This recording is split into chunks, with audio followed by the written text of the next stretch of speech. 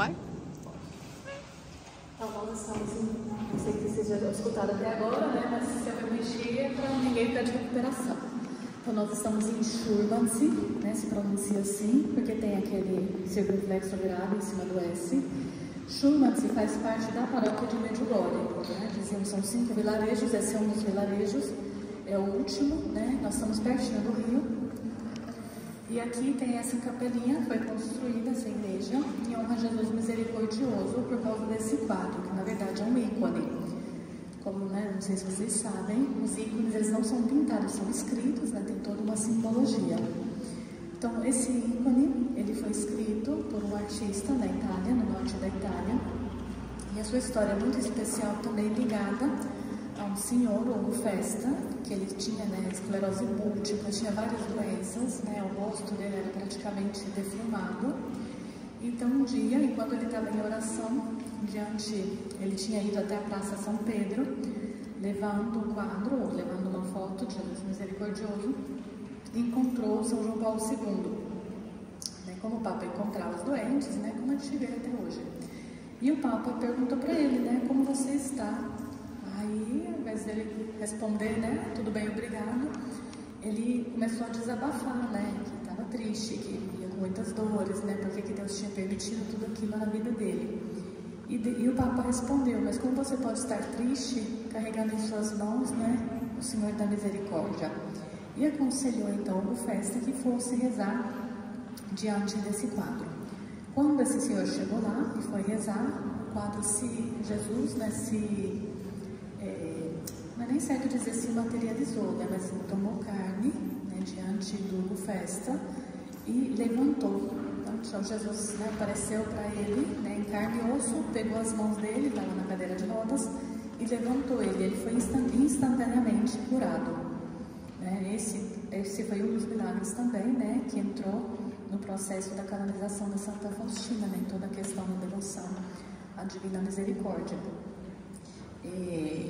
Depois, né, esse quadro, ele foi destinado a Medjugorje. Então, com muita dificuldade, durante a guerra, ele chegou até Medjugorje, foi acolhido, né, tem algumas fotos antigas, né, que eles colocaram tipo uma carroça com flores brancas e vermelhas, né, para lembrar sangue e água do lado de Jesus, e foi colocado na capelinha do cemitério de Medjugorje.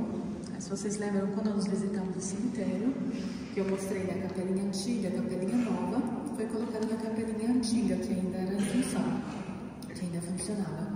Então o quadro foi colocado lá, e um dia tinha uma senhora rezando diante desse quadro, e Jesus se materializou, né, se fez vivo uma outra vez, e disse, eu sou o Deus dos vivos e não o Deus dos mortos, né, eu quero ser honrado, né, pelas pessoas. Então se construiu, né, começou a construção. Na época, né, era tudo muito novo, como nós vimos, né, que não tinham livros, o pessoal, né, às vezes, a vidente disse, nós nem sabíamos que Nossa Senhora podia aparecer. Então, assim, a devoção da Divina Misericórdia, que já é algo mais recente, e ainda mais, né, num lugar completamente fechado o acesso a qualquer tipo de informação religiosa, de livro, de tudo, então, já é bem recente. Então, aos pouquinhos, né, foi entrando, né, primeiro pelo quadro, depois essa capelinha, e uma outra curiosidade, porque até mesmo o processo de Santa Faustina tinha sido interrompido, porque o Santo Ofício, agora a congregação de Castério para a Doutrina da Fé, né, na época era o Santo Ofício, tinha encontrado erros teológicos no diário de Santa Faustina. E aí, né, ninguém sabia disso, estava bloqueado, tudo. São João Paulo II, que era Papa na época, ele pediu um querido amigo dele para ir até uma mística na Itália, Beata Speranza, Beata Madre Speranza, que foi beatificada há uns 10, 12 anos atrás, perguntar a ela, né, que ela perguntasse a Jesus por que o processo da Santa Faustina estava bloqueado, estava travado. E ela disse, porque tem um erro na tradução polaca, na tradução polonesa.